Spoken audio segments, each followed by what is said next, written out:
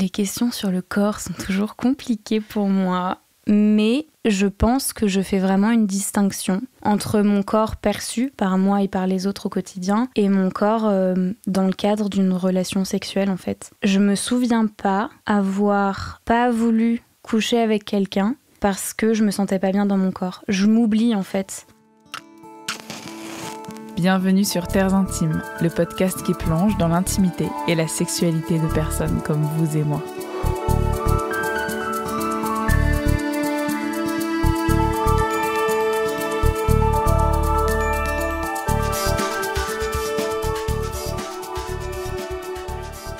Pour ce nouvel épisode de Terres Intimes, je reçois Mathilde.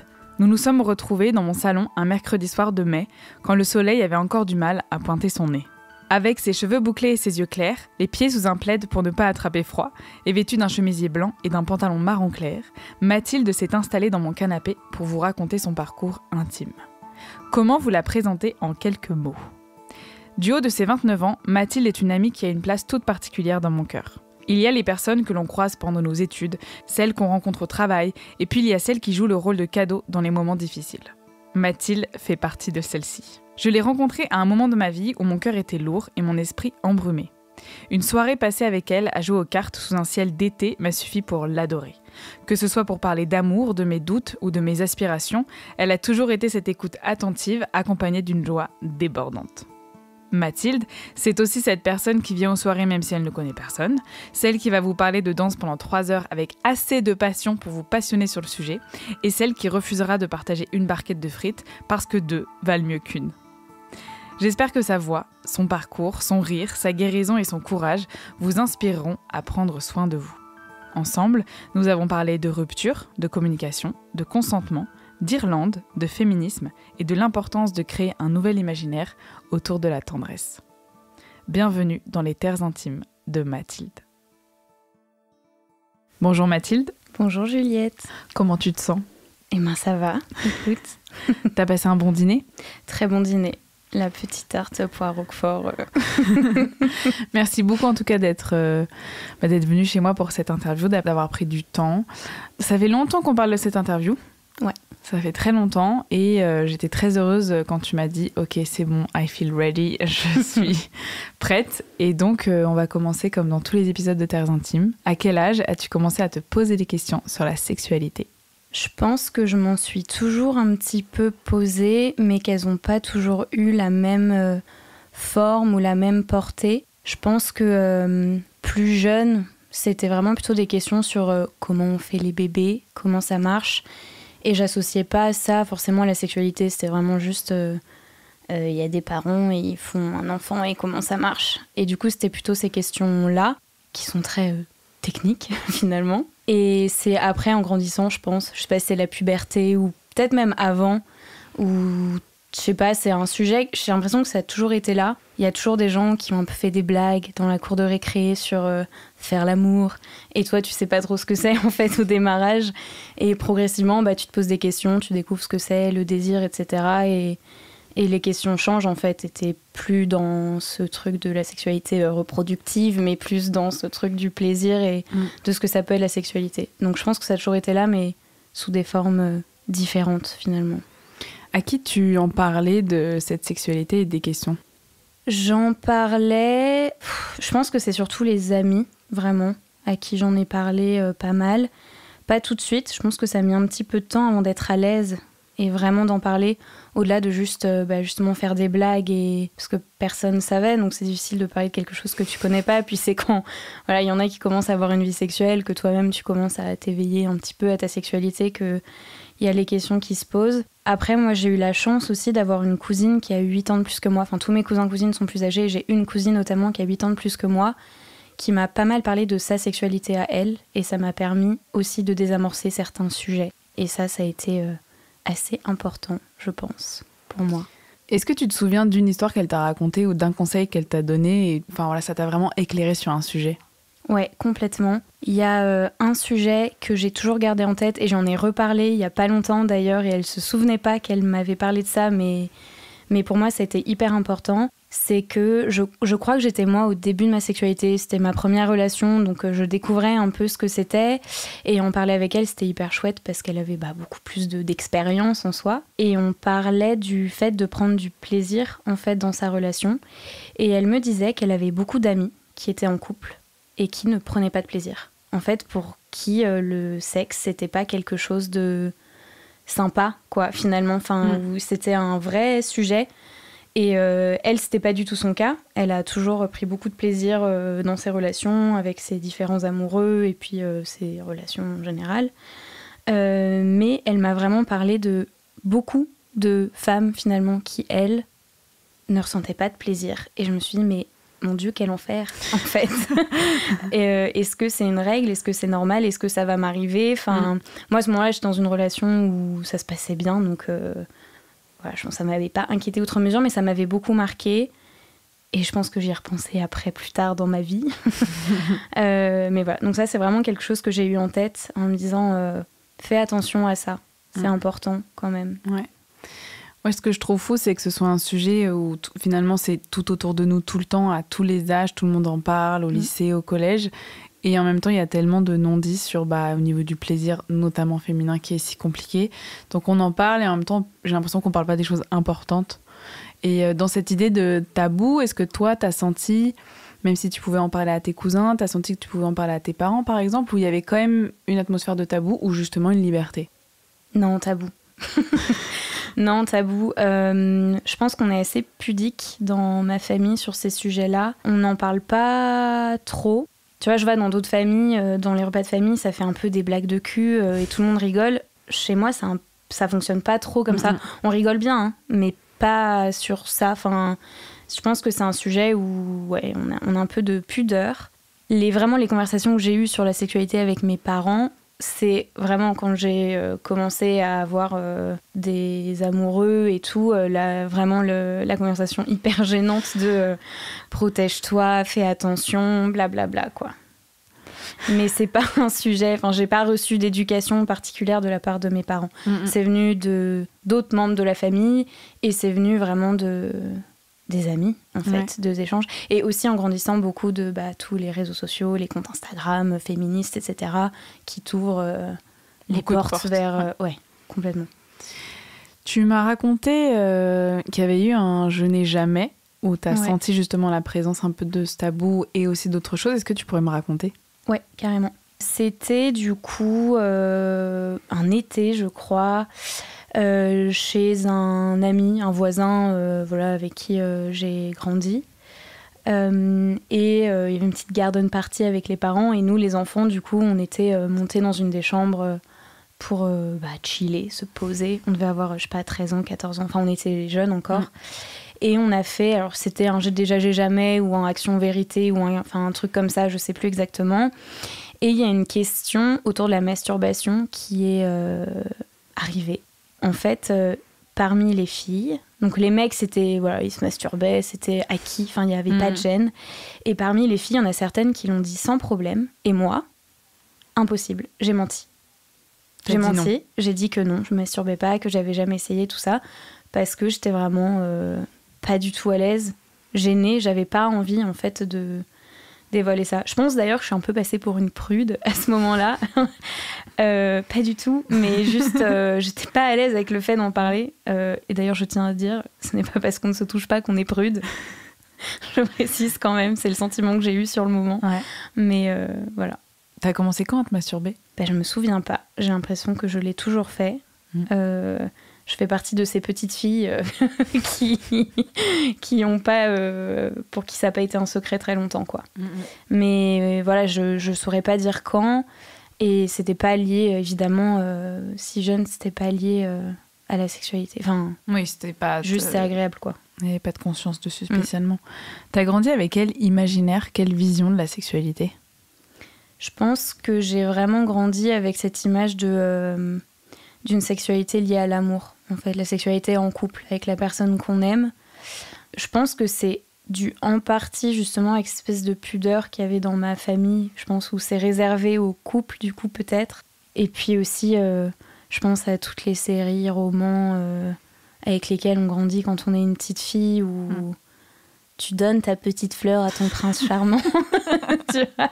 Et du coup, j'avais un peu cette vision-là qui s'est évidemment qui a changé avec le temps, mais il y avait quand même un lien assez fort, je pense, entre amour et sexe, quoi, finalement. Est-ce que tu pourrais me parler de ce que toi, tu considères être ta première fois ? Alors, j'adore cette question parce que ça me fait mettre plein de choses en perspective et ça me fait aussi prendre conscience du recul et de la vision différente que j'ai aujourd'hui de la sexualité par rapport au moment où j'ai fait cette première fois. Ma première fois, pour moi, c'est vraiment... J'étais du coup avec mon premier amoureux sérieux et c'est vraiment, je considère, c'est le moment où c'est la première pénétration en fait qui a eu lieu. Aujourd'hui, je considère pas du tout qu'il y ait besoin d'une pénétration pour faire l'amour. Et en fait, avec le recul, je me dis que j'avais déjà fait l'amour avant. Mais quand je pense à ma première fois, c'est vraiment à cette fois-là que je pense.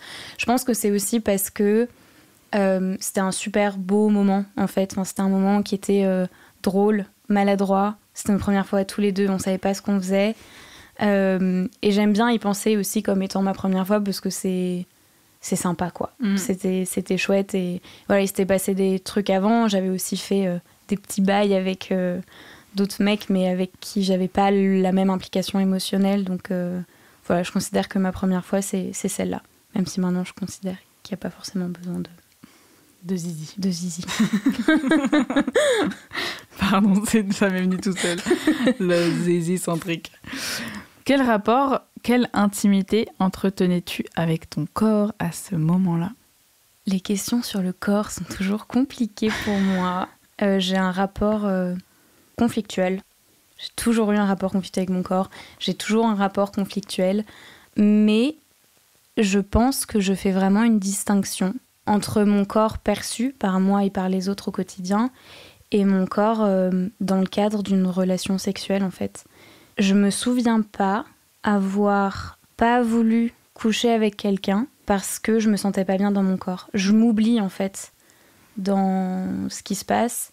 Et je pense que ça a été ça, du coup, aussi pour... au moment où j'ai commencé ma sexualité, j'étais pas à l'aise avec mon corps. En plus, j'étais dans un moment de ma vie, j'étais en prépa, donc je travaillais beaucoup, je faisais moins de danse, de sport.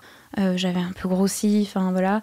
Mais dans ma sexualité, à ce moment-là, c'est pas intervenu, ça n'a pas été une question. Ou en tout cas, je m'en souviens pas, donc... Voilà. Finalement, dans ce qui faisait intervenir ton corps, tu oubliais ton corps, quoi. Ouais, exactement. C'est trop beau. Et je pense que j'ai aussi eu la chance de commencer ma sexualité avec quelqu'un qui me mettait vraiment en confiance et qui me disait qu'il me trouvait belle. Et donc même si je le croyais pas trop, ça m'aidait à pas me focaliser là-dessus, quoi. Ok. Donc cette première fois, tu m'as dit que tu l'avais faite avec la personne avec qui tu as eu ton premier amour, ta première relation sérieuse. Est-ce que tu pourrais me parler de cette première histoire d'amour ? Me la raconter ? Ouais, je peux. Du coup, c'est quelqu'un que j'ai rencontré justement pendant ma première année de prépa, avec qui je suis restée longtemps, en tout. On est restés 4 ensemble. Je dis en tout parce que ça a été une histoire pleine d'amour, peut-être parfois de l'amour un peu maladroit. Et du coup, il y a eu une période où en fait, on est restés 1 an et demi ensemble. On s'est séparés pendant 1 an et on s'est remis ensemble ensuite pendant 2 ans et demi, du coup. C'est moi qui l'ai quitté la première fois. Justement, je pense parce que j'étais assez curieuse d'explorer d'autres choses. Je pense que le courant passait très bien, que j'ai peut-être eu peur à un moment donné de où cette relation allait. Je pense que j'ai un peu saboté le truc. J'avais aussi de la curiosité parce que maintenant que j'avais commencé cet éveil de la sexualité qu'on partage avec quelqu'un, et j'avais aussi envie d'aller voir des gens qui plutôt dans ma vie avaient éveillé aussi un intérêt pour moi et qui ont pu me marquer. Et en fait, je me suis rendu compte que je l'aimais toujours. Et du coup, on s'est remis ensemble et il a fini par me quitter, lui, la 2e fois. C'était pas drôle, c'était douloureux. Ça va maintenant, complètement, mais ouais. Et c'était une très belle relation, vraiment, parce que y avait beaucoup d'amour. Donc même si j'ai dit, voilà, on était maladroits, je pense dans la façon dont on s'est aimé parfois, on s'est fait du mal. Moi, c'est une relation qui m'a vraiment permis d'avoir confiance en quelqu'un, confiance en moi, de comprendre ce que ça pouvait être aussi aimer, vraiment, et de s'engager auprès de quelqu'un et de partager des projets avec quelqu'un, etc. Alors c'était toujours une relation, j'avais 18 ans quand on s'est mis ensemble, donc on était encore des petits, on apprenait. Mais voilà, c'était une relation importante et je sais pas si je peux ajouter d'autres choses. Non, j'aime beaucoup parce que ton regard et ta voix, elle change un peu, elle devient plus douce quand tu parles de lui, donc j'ai l'impression que tu en gardes vraiment de la douceur de cette histoire. Ouais. Et c'est aussi de la pudeur, ma voix plus douce, je pense. Dans la femme que t'es aujourd'hui, dans qui t'es aujourd'hui, t'as déjà dit des choses qui t'avaient apporté. Est-ce qu'il y a d'autres choses qui t'a apprises ou des ressources qui t'a transmises dans... Qu'est-ce qui t'a appris d'autre? Quelque chose qu'il m'a appris, et c'était un peu violent parce que c'est quand on s'est séparés, c'est il faut communiquer. Communiquer avec vos amis, avec vos amoureux et amoureuses. C'était une relation où on se disait pas les choses parce qu'on avait peur de se blesser. Sauf que du coup, ça s'accumulait. Et en fait, quand on s'est séparés, moi, je m'en suis pris plein la tronche. Tout ce qu'il avait gardé, par peur que je le quitte, parce que je l'avais quitté une première fois, c'est ressorti. Et vraiment, j'ai pas passé vraiment un bon quart d'heure. C'était terrible. Y a des choses qui m'ont marquée dans ce qu'il a dit pendant très longtemps, qui ont eu un impact sur mes choix d'après. Mais, en même temps, ça m'a permis aussi de comprendre, moi, les torts. Les choses que j'aurais pu faire différemment dans la relation.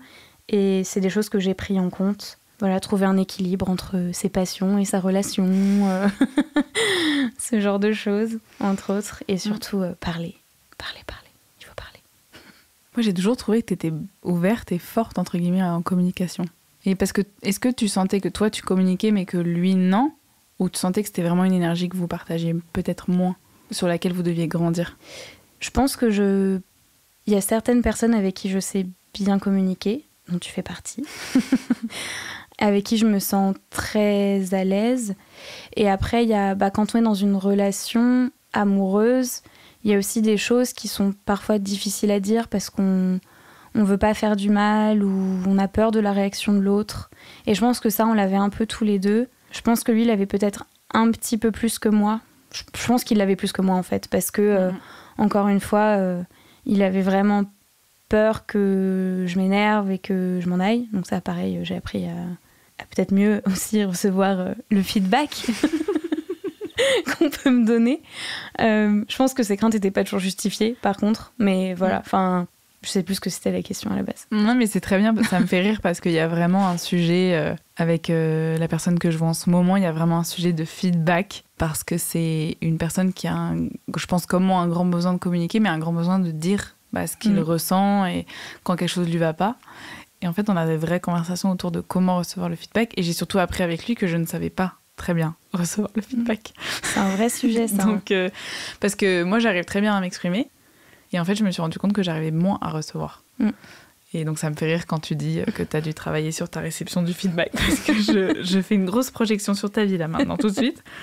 Et je trouve que c'est vraiment quelque chose qui s'apprend. Bon, en tout cas, c'est plus facile d'être avec quelqu'un qui prend le temps de nous apprendre à recevoir le feedback et aussi à bien l'exprimer. Donc, merci beaucoup pour ce retour qui, moi-même, me touche. Après cette histoire qui t'a amené tant de choses, tu es partie à l'étranger avec une autre personne que tu avais rencontrée. Et là, il y a eu des choses un petit peu plus compliquées dans cette histoire. Est-ce que tu pourrais me raconter ce qui s'est passé dans cette relation et comment ça s'est terminé? Ouais.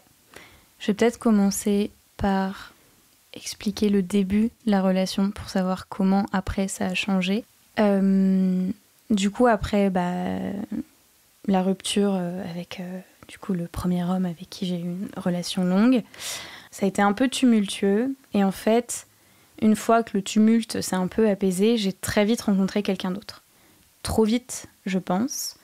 Et en fait, c'est quelqu'un qui, je pense, représentait ce dont je pensais avoir besoin. Donc quelqu'un de très calme, posé, mature, qui savait où il allait. Et en fait, moi, j'étais un peu paumée à ce moment-là. Et ça me rassurait beaucoup d'être avec quelqu'un comme lui. Il avait aussi plein d'autres qualités, enfin, on passait des très bons moments, etc. Et en fait, très vite, la relation est devenue sérieuse. Et on est partis, au bout de 6 mois de relation, vivre en Irlande, tous les deux. Et en fait, c'est une relation qui a été compliquée sur plusieurs plans, notamment le plan sexuel, du coup. Parce que, en fait, j'ai pas réalisé tout de suite, mais on n'avait pas du tout la même perception et les mêmes envies en termes de sexualité. Et au démarrage, pourquoi j'ai pas compris ? C'est parce que c'était ma deuxième relation. J'avais eu d'autres partenaires en plus du copain que j'avais eu avant. Donc je savais ce que c'était d'avoir différentes relations sexuelles finalement avec différentes personnes. Mais là du coup c'était une personne avec qui j'étais en couple, donc quelqu'un avec qui tu fais l'amour plus régulièrement. Et j'ai l'impression de découvrir des nouvelles choses. Il y a le côté de la nouveauté de la relation, donc c'est assez excitant. Et en fait ça, à un moment donné, ça se tasse. Et il reste vraiment l'essence, on va dire, de la relation, enfin de la manière dont on couchait ensemble. Et en fait, ça me convenait pas du tout. C'était une sexualité qui était essentiellement pénétration centrée, sans, alors je déteste ce mot, mais sans préliminaire. Et en fait, j'étais en souffrance avec cette personne-là, notamment pour cette raison. Il y en avait d'autres, mais celle-là, elle a pris une place très grande finalement. Et je me suis pas rendu compte tout de suite de la place que ça prenait. Et c'est quand c'est devenu trop que j'ai compris. Mais j'en étais au stade, et ça va pas être très drôle à raconter, mais je pense que je suis pas la seule à être passée par là. Et si vous n'êtes pas passée par là, je vous donne du coup les petits red flags. Ça en était au stade de... je comptais les jours depuis quand on n'avait pas couché ensemble pour me dire ce soir, faut que je le fasse parce que sinon il va me demander, il va insister. Et ça va être chiant. Et du coup, je me forçais complètement à coucher avec lui. Alors que j'en avais pas envie et de moins en moins envie. Et j'ai vraiment eu ces moments où tu couches avec quelqu'un et tu regardes le plafond et t'attends que ça se passe, quoi. Et ça, c'était pas facile. Vraiment. Après, j'ai essayé évidemment un peu de lui en parler. D'ailleurs, lui-même a abordé le sujet, en fait, à un moment. Ça faisait un peu plus d'1 an qu'on était ensemble et du coup, notre sexualité n'était pas hyper épanouissante tout le temps. Alors je dis pas que c'était tout le temps comme ça, il y a des moments où quand même j'avais envie, ça se passait, la relation, c'était clairement pas l'homme de ma vie, quoi, mais il y avait pas que des côtés négatifs à cette relation, sinon je serais pas restée aussi longtemps. On est restés 2 ans ensemble du coup pour donner l'info. Et on a eu une relation, c'était la veille du mariage de son meilleur pote. Donc je suis sur toutes les photos de mariage du meilleur pote. Et en fait, on couche ensemble. Je dis pas faire l'amour parce que vraiment pour moi ça ne l'était pas, c'était pas ça. Et c'est voilà, encore une fois, boum boum quoi. Et puis basta, enfin il a fini, fin de l'histoire. Et il me dit lui-même, alors je sais plus exactement comment il l'a dit, mais il me pose la question de parfois j'ai un peu l'impression, je vais être un peu vulgaire, mais qu'on fait l'amour pour que je me vide les couilles, quoi. Il l'a pas dit comme ça, mais c'était un peu le message, et je lui ai dit ouais. Et en fait, il s'attendait pas du tout à ce que je réponde ça. Et donc ça a entamé une vraie conversation, mais derrière, il n'y a pas vraiment eu de changement. Et il y a plusieurs fois où j'essayais de lui dire, écoute, moi j'ai besoin qu'on prenne plus le temps, j'ai besoin que tu me fasses monter mon désir, mais je sentais pas de réceptivité, je sais pas si ça se dit, mais voilà, ça n'avait pas vraiment d'impact. Ça pouvait un petit peu améliorer les 2-3 fois suivantes, mais on retombait tout de suite dans ce truc très pénétration centrée et pas du tout épanouissant pour moi. Et comment t'as réussi à partir ?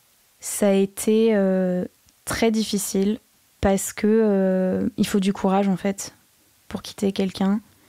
Il en faut, je pense, encore plus pour quitter quelqu'un quand t'habites dans un pays où tu connais personne en plein Covid. Voilà. Et en fait, je l'ai quitté et du coup, c'est drôle. Pas de spoiler pour le moment, mais c'est drôle. Je l'ai quitté après un appel au téléphone avec mon meilleur ami qui était en souffrance dans sa relation à lui. Et ça m'a fait un peu un électrochoc où je me suis dit, en fait, c'est respectueux ni pour moi ni pour lui. Et je suis rentrée du lavomatique avec mon panier de linge propre.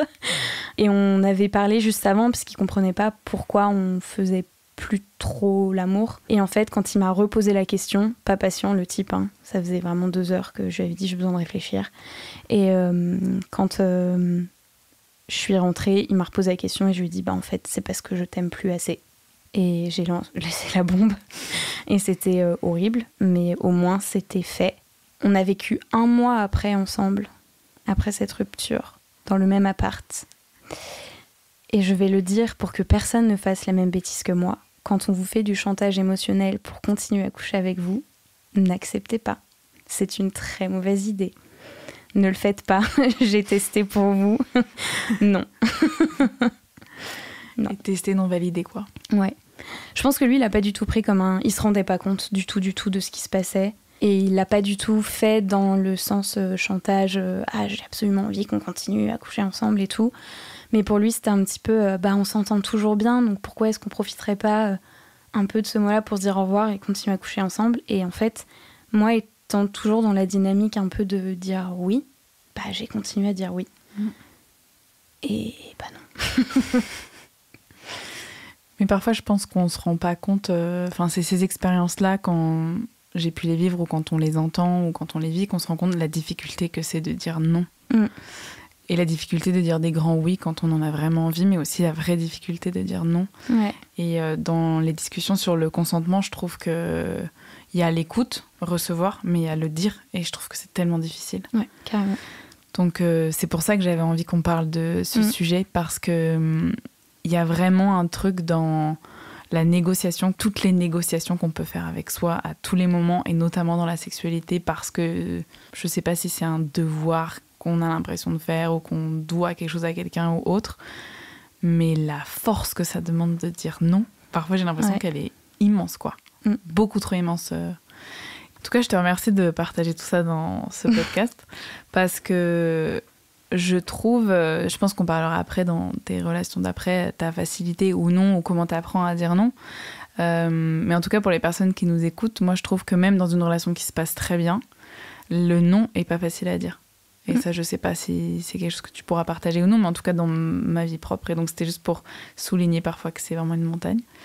Et en tout cas, bravo d'avoir réussi à lâcher la bombe et à rentrer chez toi, parce que t'es pas rentrée tout de suite, ou t'es rentrée après ce mois-là? Je suis rentrée assez rapidement. Je suis rentrée, je pense, 1 mois et demi après. Au moment de cette séparation, ou un petit peu avant, un petit peu après, tu mettras la note juste sur ce timing, t'as commencé à un chemin que... Donc j'ai écrit reconstruction, construction pour te trouver ou te retrouver. Donc ça, c'est vraiment des questions, te découvrir ou te redécouvrir. Mais en tout cas, mettre du sens sur ce qui s'est passé et t'aider à guérir en fait de ce qui s'est passé. Comment t'as commencé ce chemin? Parce que je trouve que c'est pas facile de commencer à travailler sur soi. Parfois, c'est le gros step. Après, il y a le step de rester chez le psy, ne pas fuir. Donc comment ça t'est venu? Comment t'as trouvé ce courage aussi de prendre soin de toi comme ça? Et qu'est-ce que ça t'a apporté? En fait, au moment où j'ai dit stop, où j'ai arrêté cette relation, j'ai senti qu'en fait, c'était pas juste un rejet de ma relation, mais de plein de choses qui se passaient et que j'avais vraiment attendu de plus en pouvoir pour partir. Et je me suis dit, et je l'ai pas fait toute seule, j'en ai beaucoup parlé avec ma maman, qui m'a dit très justement que en fait, je pouvais pas être aidée juste par mes amis ou par ma famille ou juste par moi-même, et que j'avais certainement besoin d'accompagnement. Et moi, ça faisait vraiment longtemps que je me disais il serait peut-être temps de commencer à aller voir une ou un psy pour parler de plein de choses. Et en fait, au moment où j'ai dit du coup à mon ex que je ne l'aimais plus, le lendemain ou le surlendemain, j'avais contacté une psy. Et la semaine suivante, j'avais fait mon premier rendez-vous. C'était du coup à distance, par téléphone, parce que j'étais du coup en Irlande. Et je suis toujours avec cette psy. Le travail continue, donc 2 ans après, parce que ça fait pratiquement exactement 2 ans. Ça fait 2 ans et 10 jours, je crois, que je suis rentrée d'Irlande, donc 2 semaines. Enfin bon, bref, on s'en fout. Donc ouais, je l'ai pas fait toute seule, ce travail-là. J'ai fait le coup un peu du classique où t'envoies tout péter... Et à ce moment-là, tu te dis peut-être qu'il faut que je voie quelqu'un. J'ai pas anticipé, quoi. Mais donc voilà, j'ai commencé ce chemin-là qui m'a énormément aidée à mieux me comprendre, à mieux comprendre mes mécanismes, enfin un peu tout le topo classique de quelqu'un qui commence une thérapie avec une psy qui lui correspond. Du coup, moi, j'ai eu la chance de tomber sur une psy avec qui j'ai tout de suite senti que ça m'aidait. Donc ça, c'est chouette. Je sais que c'est pas le cas de tout le monde. Et donc ça m'a aidé beaucoup. Mais ça a mis du temps, quoi. Enfin, ça a mis du temps et en même temps, finalement, avec le recul, pas tant que ça sur certains sujets, en tout cas. Mais je l'ai pas fait toute seule, ce chemin. Bah bravo encore. Parce que moi, je milite vraiment dans ce podcast pour être accompagnée dans les moments qui sont compliqués. On n'est pas obligé de tout faire tout seul. Je sais qu'il y a un petit truc d'ego de... Il y a des personnes qui me disent limite j'aurais plus de mérite parce que j'y arriverai tout seul. Je suis là, bah oui, mais au lieu de faire un truc en 10 ans, tu pourrais le faire en 2 ou en 1. Ou... Ouais. Enfin, ça fait vraiment gagner du temps. C'est la sensation que j'ai eue. Il faudrait que j'applique ça à d'autres pans de ma vie d'ailleurs, maintenant qu'on en parle. Mais oui, se faire accompagner vraiment, que ce soit au niveau personnel ou professionnel. Donc c'est hyper important et c'est ça aussi que j'aime dans ton discours, c'est que je me souviens très bien quand t'es rentrée d'Irlande et que tu me disais, voilà, j'ai rencontré quelqu'un et moi je sais pas si c'est une posture juste, mais je sais que ça me rassure quand j'ai des potes qui me disent ok, je vois quelqu'un et je me fais accompagner. J'ai l'impression que c'est en mode yes, il y a une sorte you de you go, I believe in you. Tu vas voir, tu vas mettre la tête dans ta merde, mais ça va être tellement génial. Tu vas beaucoup pleurer, mais ça va être super. Et je trouve que ça change tellement tout. Donc bravo d'avoir fait ce chemin et aujourd'hui d'avoir ce recul pour en parler avec justesse, avec les mots que tu utilises. Et cette thérapeute, est-ce que tu te souviens de phrases ou de clés qu'elle t'a données qui aujourd'hui te portent encore, ou est-ce que c'est autrement que tu reçois son enseignement, entre guillemets, ou son accompagnement plutôt ? C'est une très bonne question. Je pense que c'est plutôt l'accompagnement global qui m'aide. Prendre du recul, essayer de voir les schémas qui se répètent, comprendre ce qui peut créer de l'angoisse ou certaines réactions. Et ça, vraiment, c'est le gros truc principal. Et en fait, surtout, en faisant cette thérapie, j'ai appris à parler, justement. J'ai appris à exprimer. Parce qu'en fait, moi, je pensais que j'étais quelqu'un, justement, tu le disais aussi tout à l'heure, qui parle facilement. Et en fait, oui, je parle facilement, mais je parle pas forcément des choses quand ça va pas, ou je vais pas trop rentrer dans le détail, ou je vais un peu enrober, quoi. Ah, ça pourrait être pire, en fait. Et bien sûr que ça pourrait toujours être pire. C'est pas la question, finalement. Et donc, faire ce travail-là, ça m'a permis de, déjà, pouvoir m'avouer à moi-même les choses, me dire ok, bah là ça va pas, pourquoi est-ce que ça va pas. Avant j'étais pas capable de le faire, juste ça allait pas trop et je me disais pourquoi. Et en fait la deuxième étape de ça, c'est de le dire, c'est-à-dire qu'aujourd'hui quand il y a un truc qui me turlupine, qui dit ça je le dis en fait directement et j'attends plus que ça prenne des proportions Alors ça m'arrive encore, évidemment, tout n'est pas réglé, j'ai toujours un peu mes mécanismes et tout, mais il y a quand même quelque chose de beaucoup plus sain dans ma façon d'exprimer ce que je ressens et de dire les choses. Et ça change tout, vraiment. J'ai envie de savoir un peu plus sur comment tu communiques, mais j'ai quand même, avant, envie qu'on parle d'autre chose pour qu'ensuite on se plonge dans ta relation, parce que je veux pas faire trop de spoil sur où t'en es aujourd'hui dans ta vie. Ouais. Mais en tout cas, avec cet accompagnement et après ce que tu as vécu dans cette ancienne relation, où justement, je pense que tout ce qui est rapport au corps, sexualité, dire non, dire oui, et souvent c'est nous-mêmes qu'on blesse le plus, comment tu as recréé du lien avec ton intimité et comment tu as mis de la paix sur ce que tu as vécu ? Je ne l'ai pas fait pendant plusieurs mois. Vraiment, tout ce qui était lié au corps, au désir, au plaisir, c'était... soit je le ressentais pas, donc je ressentais rien du tout à ce niveau-là. Soit, quand je ressentais quelque chose, ça me dégoûtait, en fait. Je recevais pas du tout cette information comme quelque chose de positif. J'étais beaucoup, au-delà d'être dans couper un peu de mon corps et de mes désirs et de ma sexualité, j'étais aussi... Alors, je me suis perdue. C'est bon, j'ai retrouvé. Je peux reprendre, là. Oui, tu peux même continuer, je trouve ça trop drôle. Donc au-delà de cette coupure avec mes désirs, mon plaisir, tout ça, en fait, ça allait de pair avec aussi un rejet des relations un peu hétéronormées, où je me disais vraiment comment je vais faire parce que je suis hétérosexuelle et je ne veux plus avoir affaire à un mec de ma vie, quoi. J'étais dans ce truc un peu extrême.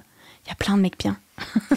Mais à ce moment-là, j'étais vraiment dans ce truc un peu extrême. Et je sais qu'il y a plein de meufs qui se posent la même question dès qu'on creuse un peu la mer des hétéronormés et le féminisme et tout. C'est une galère, on va pas se mentir. Il y a 1000 podcasts qui en parlent. C'est compliqué. Et en fait, moi, j'étais vraiment dans ce rejet-là. Mais même la drague dans un bar, mais ça me dégoûtait. Enfin, j'étais vraiment... Ça ne m'intéressait pas. En fait, ça ne m'intéressait pas. L'interaction dans le cas d'une séduction ne m'intéressait pas. Tous ces codes-là, rien à faire, quoi. Et du coup, pendant longtemps, je suis restée comme ça. Et je pense qu'il y a moyen que s'il ne m'était pas arrivé ce qui m'est arrivé, après, il y a moyen que ça n'ait pas changé aujourd'hui. Enfin, je serais peut-être toujours à ce stade-là.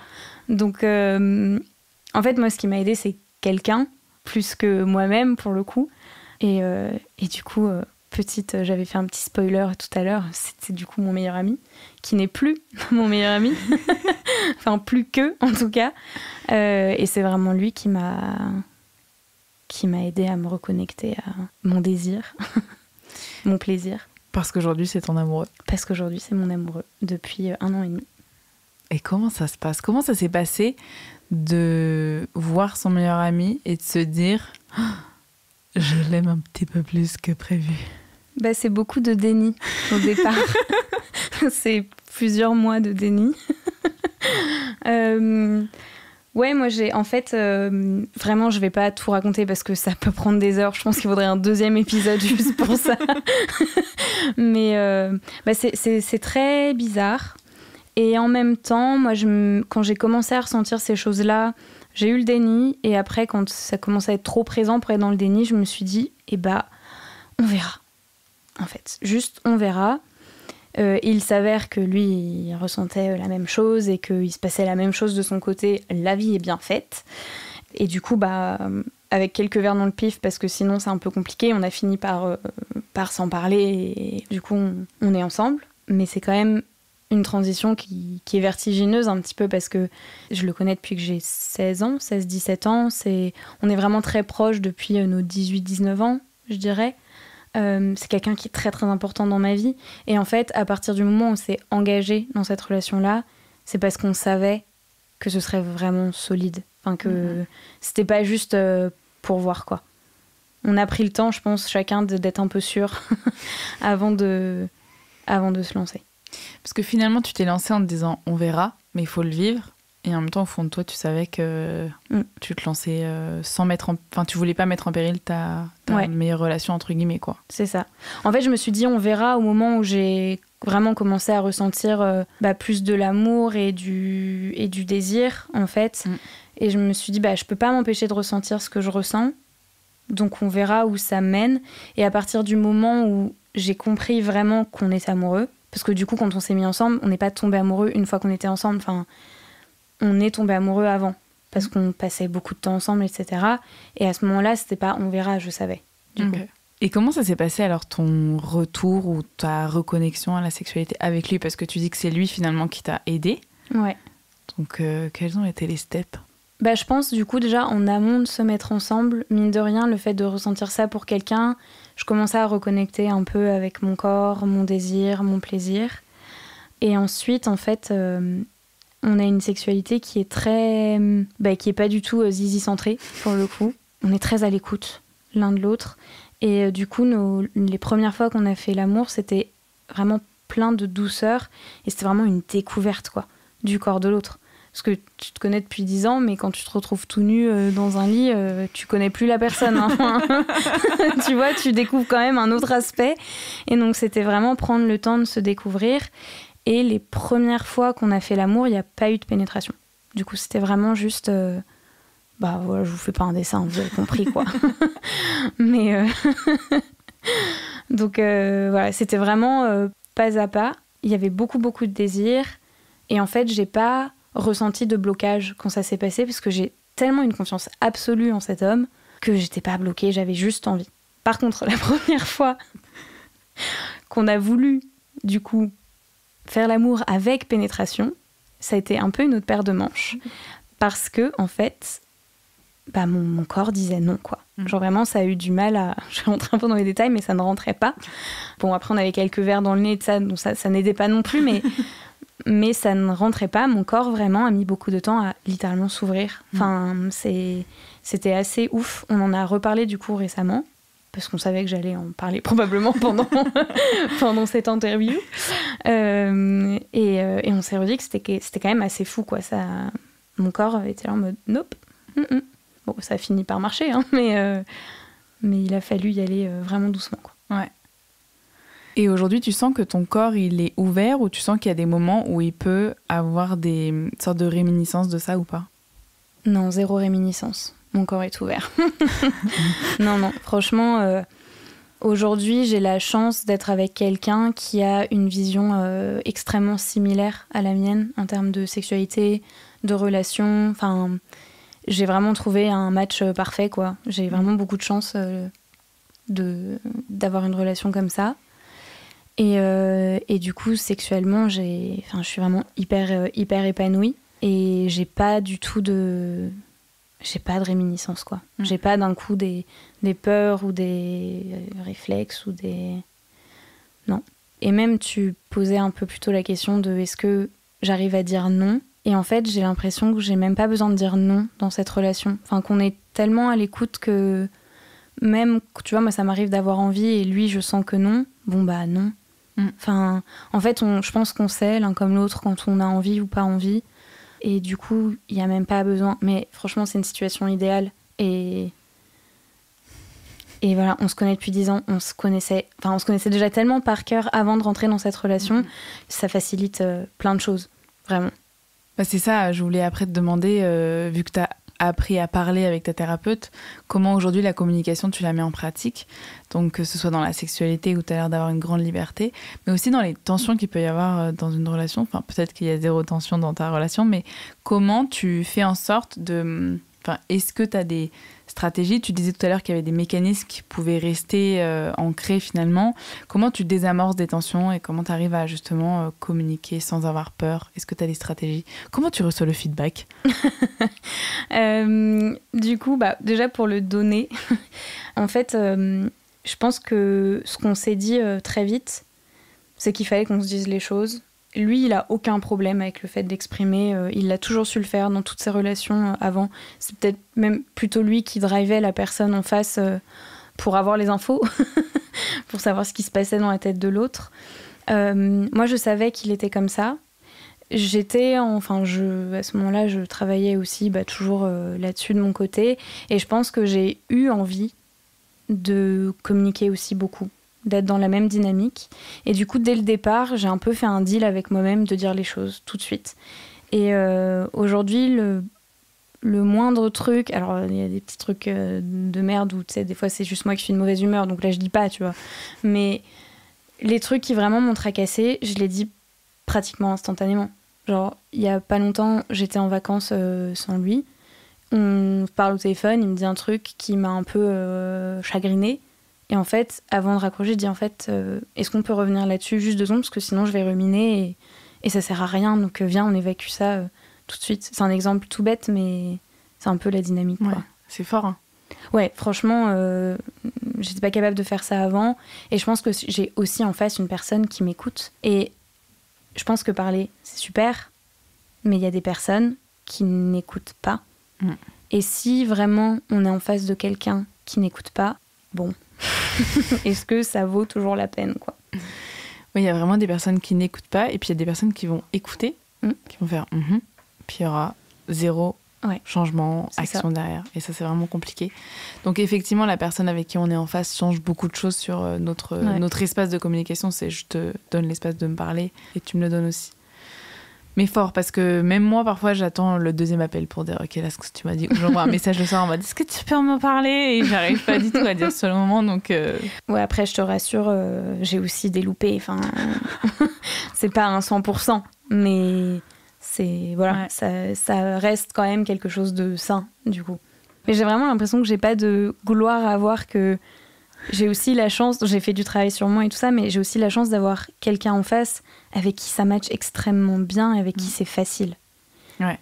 Et du coup, c'est cool, c'est impressionnant et tout, mais c'est aussi un coup de chance, entre guillemets, d'avoir cette relation-là. Enfin, on l'a construite, en vrai, ça fait 10 ans qu'on se connaît, mais voilà.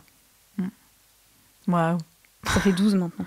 12 Ouais. J'aime bien ta tête. Oh là là, ça fait 12 ans. Ça fait 12 ans. Depuis que tu l'as rencontré, cet homme, et depuis que tu sais que tu es avec quelqu'un avec qui tu te projettes, que ce soit pour avoir des enfants ou pour un jour être sa femme et qu'il soit ton mari, parce que c'est un peu la vérité et la réalité de cette relation, il se passe quoi dans ton cœur quand tu sais que tu as quelqu'un comme ça qui t'accompagne et quand tu sais que c'est vers lui que tu reviens le soir? Eh ben, il y a quelque chose qu'il dit beaucoup lui et que je ressens aussi. C'est qu'en fait, quels que soient un peu les tracas, les soucis de la journée, etc., c'est un vrai soulagement de rentrer à la maison et de savoir qu'on est là l'un pour l'autre, en fait. Notre relation, c'est vraiment une bulle de bien-être où, en fait, t'as vraiment quelqu'un sur qui tu peux t'épauler. Et même quand ça va pas, je suis jamais vraiment malheureuse parce que j'ai cette personne super à mes côtés, tu vois. Et ça change tout. En plus, moi, je suis quelqu'un qui doute beaucoup, qui a pu beaucoup douter, me poser beaucoup de questions, etc. Et là, aujourd'hui, dans cette relation-là, je me pose pas de questions. C'est des certitudes. Et ça, c'est quand même assez incroyable. Ouais, ça fait un apaisement mental de ouf, non? Ouais. Alors maintenant, dans cette interview, on va passer à la toi d'aujourd'hui. Ouais. À la toi qui est en face de moi, magnifique sur mon canapé, telle une sirène. Comment tu vas aujourd'hui dans ton corps, dans ta tête? Ça te fait quoi de t'être retrouvée ou de t'être trouvée? Alors je pense déjà que je me suis trouvée en termes de sexualité et d'amour, de ce que je veux dans mes relations, dans ma vie, mais que le travail sur se trouver soi-même est toujours grave en chantier. Et du coup, et je pense que c'est un chantier de toute une vie, finalement, ce genre de choses. Je ressens beaucoup de soulagement par rapport à ma sexualité aujourd'hui. Je pense que quand on est plus jeune, on est un peu aussi dans la performance et moi j'ai couché avec un tel en tout cas moi je le ressentais un petit peu comme ça. Aujourd'hui je m'en fous. Je ressens pas de pression par rapport à la sexualité. Je suis extrêmement bien dans mon couple et c'est vraiment très chouette. Souvent même on peut avoir un peu la pression de mais si on fait pas l'amour 3 fois par semaine, est-ce que ça veut vraiment dire qu'on s'aime et qu'on est un couple sain, etc. Même ça, en fait, pas de pression. Si on fait l'amour 1 fois dans la semaine, c'est cool. Si c'est 2, c'est cool. Si on fait pas l'amour pendant 2 semaines, c'est cool. Enfin, il y a vraiment pas de pression. Pour moi, en fait, la sexualité aujourd'hui, c'est un gage d'amour évidemment, mais c'est pas finalement le truc le plus central dans ma relation. Et je pense qu'avant, ce genre de discours, genre pour une relation saine, faites ci, faites ça, non. Là, vraiment, je suis dans un stade où je m'écoute et je sais ce qui me va à moi et ce qui nous va à nous, du coup, en tant que couple, du coup. Et ça, c'est très chouette. Je sais que ça va parler à d'autres personnes, mais aujourd'hui, dans ma relation à la sexualité, en fait, les câlins, les gestes d'affection sont aussi, voire plus importants au quotidien que juste le fait de faire l'amour, quoi. Et ça, c'est un truc dont on commence à entendre parler, mais pas tant que ça. Et donc, je voulais le caser quelque part. Eh bien, je te remercie pour ce partage qui me parle personnellement énormément. Mais grave. Et je trouve que c'est vraiment une culture et un imaginaire à créer totalement. Ouais. Parce que j'ai l'impression que dans mon expérience, les femmes étaient plus sensibles à ce sujet, dans une dynamique moins... Après, je sais que c'est genré ce que je dis, mais il y a une dynamique qui est peut-être plus mécanique et plus sexuelle chez les hommes, en tout cas dans l'expérience que j'en ai eue. Et j'ai pu avoir ces discours avec des personnes avec qui j'ai été tu peux pas bosser toute la journée, ne pas me toucher, ne pas me parler, ne pas m'embrasser, te coucher avec moi et attendre que je couche avec toi. Déjà dans ce truc de jauge de désir. Et moi, je sais que tout se base sur juste un câlin, une caresse, un regard, une tendresse. Et finalement, c'est ce qui me reste le plus après une journée, quoi. Donc, je suis pour créer cet imaginaire de câlins et de bisous et de tendresse, quoi. Ouais. Et toi, tu vis ça vraiment, cette tendresse, par contre, elle est presque quotidienne, quoi. Ouais, parce qu'on vit ensemble, donc oui, j'ai cette chance. Amen. Alors, j'avais une question un peu spéciale. C'est que tu es quelqu'un qui est très investi dans un sujet d'écologie, enfin, dans les sujets d'écologie. Et donc, c'est un peu... j'ai créé ce podcast qui s'appelle Terres Intimes. Avant de s'appeler Terres Intimes, il s'appelait Intime Gaïa. Ouais. Parce que y avait tout un lien avec la terre intérieure, etc. Enfin, j'avais fait tout un lien. Après, je me suis fait attaquer en justice par une entreprise qui s'appelait Gaïa. Bon, j'ai dû changer le nom, en gros. Je sais même pas si ça c'est légal de le dire. Et donc, c'est devenu Terres Intimes parce qu'il y avait quand même cette idée de terre intérieure, etc. Donc, bref. Je ne pouvais pas échapper au sujet de l'écologie, qui est un sujet important pour toi, donc qui fait partie de qui t'es. Et je voulais savoir si, dans le fait de prendre soin de la Terre, de prendre conscience de ce qui se passe sur Terre, de prendre conscience de notre nature d'être humain, de où on vit, ça avait changé quelque chose par rapport à ton rapport à toi, ton corps, ton intimité. Par exemple, il y a le sujet de je fais attention à ce que je mange, donc comment je prends soin de mon corps. Donc, je sais que parfois on fait des liens, donc je voulais savoir si pour toi ça avait un lien, intimité et écologie, entre guillemets.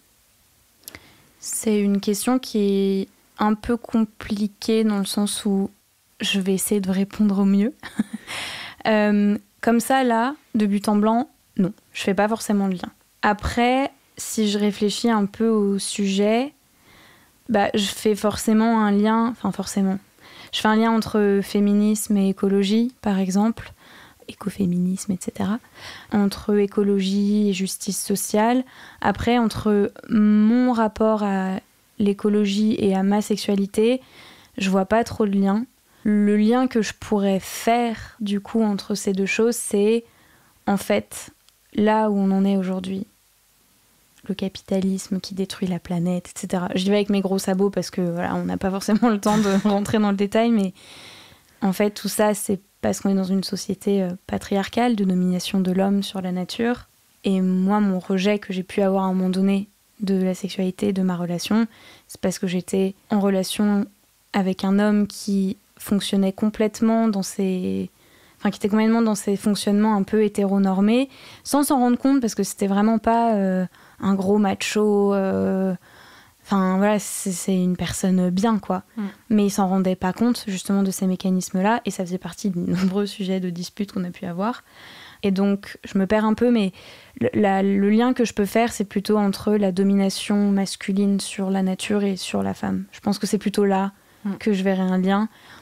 Après, moi, je suis pas quelqu'un de très spirituel, donc tout ce qui est terre intérieure, etc., j'avoue, c'est pas un sujet avec lequel je suis familière et qui va plus me parler que ça. Mais je comprends, pour le coup, d'où vient ta question. Voilà. Mais voilà, c'est ma réponse. Je sais pas si c'est une bonne réponse. Elle est parfaite, ta réponse. Elle est parfaite parce que c'est ta réponse, en fait. Et justement, moi, j'aime beaucoup... je sais que je pose ces questions qui sont importantes parce que, justement, ce que j'aime, c'est la diversité des réponses qu'on a et la diversité des visions. Et je trouve qu'effectivement, revenir à quelque chose qui est très... en fait, qui est très vrai et qui est la base de plein de choses, c'est cette dynamique et ce fonctionnement, ce mécanisme et toutes les croyances en fait qui sont fondées autour d'une stratégie de domination j'allais dire domination entre guillemets pour pas y aller avec les gros sabots, mais il y a des choses, c'est important de dire les mots. Donc moi je trouve ça très bien et donc elle est parfaite ta réponse. Et si vous ne comprenez pas pourquoi on dit ça, allez lire des livres. On fera une petite bibliographie. Ouais, maintenant j'ai appris un truc parce que dans les débats féministes et tout, c'est des choses qui m'épuisent. Il y a des moments où je me sens disponible et je le fais avec grand plaisir, mais souvent ça m'épuise. Et avec les personnes que je connais pas et que j'aime pas, en général, je m'en fous. Ah ouais, de ouf. Mais avec les personnes que j'aime, c'est plus compliqué. Plus j'aime quelqu'un, plus ces débats vont être complexes parce que je vais me sentir attaquée ou... Et bref, je dis juste ça que maintenant, ma stratégie, c'est je dis ce que je ressens sur le moment. Et après, la seule chose que je fais, c'est que je fais des recherches sur Internet, je lui achète des livres ou je lui envoie une liste de livres à ces personnes-là. Et ça marche vachement bien. Donc voilà, si jamais il y a des personnes qui ne comprennent pas trop ces histoires de domination, je vous ferai une bibliographie ou même vous pouvez chercher vous-même sur Google. Mais en tout cas, voilà, c'était le petit lien de perdez pas trop de temps à vous épuiser sur les débats. Tu m'as dit tout à l'heure que ton rapport au corps, il a toujours été un peu conflictuel. Mais j'ai quand même envie de poser la question, quel est ton rapport au corps aujourd'hui et comment est-ce que tu en prends soin ? Il est pire que jamais en ce moment, mon rapport à mon corps. Mais je trouve que c'est bien de le dire aussi parce que souvent dans ce genre de podcast, on arrive sur des conclusions. Et là, je l'ai fait par exemple en parlant de ma sexualité où on a un peu réparé, moi avec mon corps, j'y suis pas du tout. Mais alors pas du tout. Je ne l'aime pas. J'aime pas me voir en photo. J'aime pas voir des vidéos. C'est très compliqué. Je travaille dessus. Toujours, je pense que ça va me prendre encore un peu de temps. Mais par contre, oui, j'en prends soin dans le sens où j'ai toujours fait beaucoup de danse. Donc, je fais de la danse. D'ailleurs, je pense que ça a peut-être un impact sur ma perception de mon corps. Les années de danse classique avec des heures devant les miroirs. Je fais plus de danse classique, entre autres pour ça. Maintenant, j'ai changé de style de danse et ça me permet d'avoir un rapport un petit peu plus sain, mais j'y suis pas. Mais encore une fois, ce que je trouve positif, et je l'ai réalisé vraiment en discutant du coup là avec toi, c'est de voir la distinction que je fais vraiment entre mon corps dans mon couple et mon corps en dehors de mon couple. Enfin, pas mon corps perçu, en fait, on va dire perçu par moi-même, perçu par les autres. Et en fait, on peut être très bien dans sa sexualité en n'étant pas forcément très à l'aise avec son corps. Et ça, c'est cool. Parce que t'arrives à oublier, en fait. Pour toi, c'est comme si la sexualité, ça avait une autre dimension que ton corps. Ouais, je pense que je suis tellement focalisée sur le moment, le partage, le plaisir de l'autre, que je vais pas commencer à me dire « Ah, mais je suis trop grosse ». Enfin, ça sort complètement de ma tête, quoi.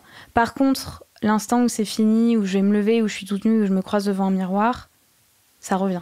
Ok. Mais vraiment dans l'action de faire l'amour et de partager un moment d'intimité comme ça, j'oublie.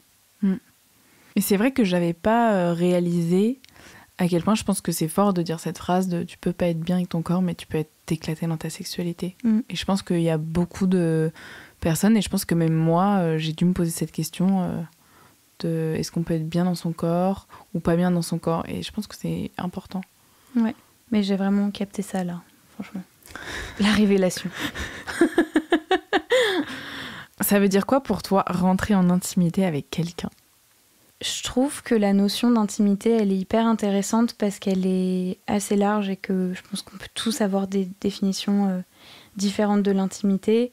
Je pense qu'on peut rentrer en intimité avec des individus avec qui on a du désir, ou enfin voilà, que ce soit dans des relations de couple ou dans d'autres types de relations. Et je pense qu'on peut aussi rentrer en intimité avec des amis, avec de la famille, mais ce sera pas le même degré, le même échelon. Après, là, du coup, on est plutôt sur un podcast qui parle de sexualité, donc on a déjà un peu touché finalement sur le sujet. J'ai un peu anticipé tout à l'heure. Mais pour moi, l'intimité, c'est vraiment quelque chose qui peut se créer avec quelqu'un qui te permet d'être complètement à l'aise, d'être complètement toi-même, où tu n'as pas peur de comment la personne va te percevoir, ou t'as pas peur d'être toi-même en fait, tu vois, où tu peux où tu trouves du réconfort dans la relation avec cette personne. Pour moi, c'est une forme d'intimité. Et ensuite, pour moi, l'intimité, c'est quelque chose de beaucoup plus vaste que juste la sexualité. En fait, c'est les mots qu'on va se dire, c'est les histoires qu'on va accepter de partager avec l'autre. Et pour moi, dans un couple, ça va être aussi tout ce qui va autour, l'affection que tu vas te témoigner avec des regards, des câlins, des bisous, des gestes. Mais pour moi, l'intimité, ça transcende vraiment la sexualité. Enfin, c'est pas du tout résumé à ça. Je sais pas si d'ailleurs il y a des gens qui pensent ça, mais je pense que peut-être. Quand je pose une question sur l'intimité, personne ne me répond sexualité. Ouais. Enfin, rarement quelqu'un me dit pour moi c'est le sexe, le cul pour le cul, entre guillemets, jamais. Ouais, parce qu'en fait, je pense qu'on a tous eu des relations sexuelles avec des gens. Il y avait zéro intimité dans l'affaire, quoi. Enfin... Ah non, vraiment, c'est... Et quand j'ai appelé Terres Intimes, c'est parce que pour moi... Ça, j'ai pas fait lien avec le nom du podcast, en fait. Non, mais c'est Non, mais si j'ai appelé ce podcast Terres Intimes, c'est parce que je dis que je parle de sexualité dans ce podcast, mais en fait, j'ai l'impression que c'est 15-20% de sexualité et 80% de rapport au corps, d'amour de soi. De ce qui va autour, quoi. Voilà. Et sur les relations. Là, j'ai plus l'impression qu'on a parlé de mes couples, tu vois. Mais parce que c'est très lié à mon expérience de la sexualité, finalement. Mais, et c'est vrai que les podcasts, ils sont ultra intéressants, au final. J'espère que celui-là le sera. Mais c'est ça, c'est que on peut... Enfin, moi, je sais que parfois, je me dis, bon, est-ce que parfois passer par les couples, c'est pas être trop centré sur les couples ?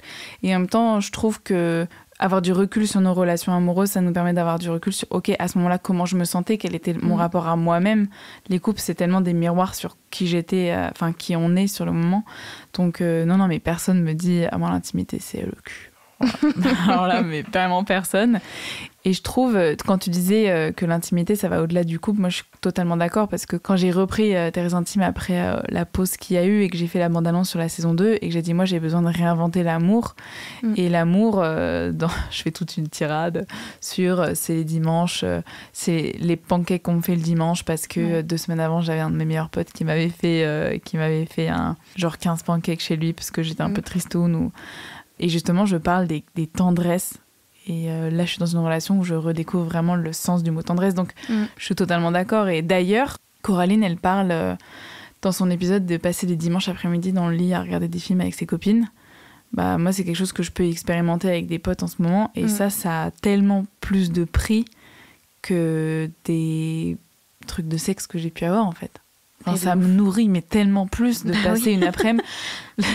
Là, j'étais 3 jours avec mon mec et une de mes meilleures potes, et on regardait Queen Charlotte, enfin Bridgerton, tu vois, et j'avais un mec qui était à gauche qui lisait Le Monde parce qu'il est pas très série, tu vois. Et à gauche, j'avais ma pote, et genre, elle était là, vas-y, fais-moi des gratouilles. Et on était là à se faire des gratouilles, à se kiffer. J'étais là, mais ça, c'est ma meilleure vie, en fait. Ouais. Et j'avais vive les gratouilles. Mais vraiment. Et cette forme d'intimité, de caresse, d'amitié. Et je pense que c'est ça le futur. Après, c'est pas pour tout le monde non plus. Enfin, je sais qu'il y a des gens qui sont pas du tout... Gratouille. Ouais, ça passe pas du tout par ça, pour eux, l'intimité. Et c'est l'intérêt, du coup, d'avoir un podcast aussi, comme tu fais, c'est de... montrer la diversité, quoi. Ouais, la diversité. Et je pense que c'est important aussi, quand tu rencontres quelqu'un, de comprendre, finalement, dans quelle forme d'intimité ils sont à l'aise aussi. Parce que c'est comme ça que tu peux construire de l'intimité aussi avec des gens qui n'ont pas la même perception que toi et qui peuvent aussi t'apporter plein de choses formidables, quoi. Mais c'est là où je trouve que les 5 langages de l'amour, ça apporte vachement. Alors, je ne l'ai pas lu. Parce que... mais j'en entends beaucoup parler, notamment dans ton podcast. Donc, je pense que je vais finir par le lire. Bah écoute, hier c'est trop marrant parce que j'ai le mec que je vois, il m'a présenté 2 fiches. Alors c'est une fiche avec les 5 langages de l'amour et une fiche avec les 5 étapes du couple. C'est un modèle d'une philosophe, mais une psychologue, je me souviens plus, bref. Et donc dans les 5 étapes de l'amour, t'avais fusion, fission, confrontation et genre dépassement et je sais pas quoi, tu vois. Donc c'était rigolo parce qu'on essaie de regarder où on en était. Et moi, j'ai pu voir dans mes autres relations à quel moment j'étais en confrontation, qu'est-ce qui se passe quand t'es en confrontation. Bref, donc ça, c'était assez intéressant. C'était pas le sujet. Et l'autre feuille, ça c'est le sujet sur les 5 langages de l'amour, c'est comment toi t'exprimes ton amour et comment tu le reçois. Ouais. Et donc, t'as le toucher. Donc clairement, je pense qu'on est dans une team de toucher, vu ce dont on s'est dit. T'as les services rendus, les cadeaux, les paroles valorisantes et les temps de qualité. Voilà, les temps de qualité. Donc, service rendu, ça va être je vais faire quelque chose pour t'aider, ou t'es dans la merde, ou tu peux avoir confiance en moi. Paroles valorisantes, c'est t'es beau, t'es belle, les temps de qualité, c'est vraiment un temps tous les deux. Et moi, je sais par exemple que je marche temps de moments de qualité et toucher. Mais par contre, je déteste pas quand tu me fais des cadeaux, tu vois. Ouais. Mais je sais que si tu me fais pas de cadeaux et que t'es présent, c'est pas grave. Donc, en fait, j'ai trouvé ça très intéressant parce que justement, quand t'es avec quelqu'un qui te dit... Enfin, moi, j'ai une très bonne copine qui, elle, le toucher, l'intimité, ça la blase. Par contre, en cadeau, elle va te faire des cadeaux, mais elle va tout personnaliser, ça va être magnifique, quoi. Donc, toi, ce qui a l'air d'être chouette, même si c'est pas vrai, c'est OK, mais c'est que t'as le même langage de l'amour que ton chéri aujourd'hui par rapport au toucher, tu penses ? Ouais, par rapport au toucher, Ouais. Après, je pense qu'on en a aussi, qu'on pioche dans d'autres langages qui peuvent être différents, mais sur celui-là, oui, on s'entend extrêmement bien, pour le coup. J'ai une dernière question pour toi. Ouais. Et avant de te la poser, je voulais savoir s'il y avait des choses qui étaient importantes pour toi que tu avais envie de partager. Je pense que les choses que j'avais vraiment envie de dire, je les ai dites. Je vais peut-être juste finir sur un conseil que j'aurais peut-être aimé qu'on me dise, moi, à un moment donné, dans ma relation un peu foireuse, qui est que, en fait, si ça va pas et qu'on ne t'écoute pas, va-t'en. N'attends pas, en fait. La vie, elle est trop courte et il y a trop de gens super chouettes sur Terre qui peuvent apporter plein de choses pour rester avec quelqu'un, même si c'est une belle personne, qui ne t'apporte pas ce dont tu as besoin. Et si on ne t'écoute pas, et si on ne peut pas te donner ce dont tu as besoin, c'est triste, mais c'est pas grave. Protège-toi et va-t'en. Voilà. Je voulais juste dire ça. Tu dirais quoi à la Mathilde d'il y a 10 ans, à part lui dire ce que tu viens de me partager? S'il y a autre chose que tu lui dirais? Ouais, je lui dirais commence une thérapie avant de craquer. Ça va t'épargner certainement beaucoup de casse-tête et de douleurs. Donc voilà, aie pas peur. Ça va pas être marrant tout le temps, mais c'est très important. Et aime-toi, en fait. Parce que la vie, elle est trop courte pour pas s'aimer. D'ailleurs, c'est un conseil qu'il faudrait que je me donne aussi à la Mathilde maintenant. Mais voilà, aime-toi. Je pense que c'est ça que je me dirais. Merci beaucoup, Mathilde. Merci, Juliette. Merci d'avoir écouté ce nouvel épisode de Terres Intimes. S'il vous a plu, n'hésitez pas à vous abonner sur votre plateforme de streaming favorite, à le partager autour de vous, sur les réseaux ou dans la vraie vie, et à mettre 5 petites étoiles. Si vous êtes sur Apple Podcast, n'hésitez pas à le commenter, ce serait vraiment génial. Je vous invite aussi à vous abonner au compte Instagram Juliette fait la révolution, l'univers dont fait partie ce podcast et sur lequel je parle de sexualité, de féminisme, de développement personnel et de sonothérapie.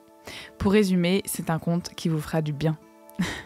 Merci à Théo Carlinet au mixage son, Déborah Nobel au portrait des invités et à Didier Benetti à la musique. Je suis Juliette Servera et je vous dis à bientôt pour la suite de Terres Intimes.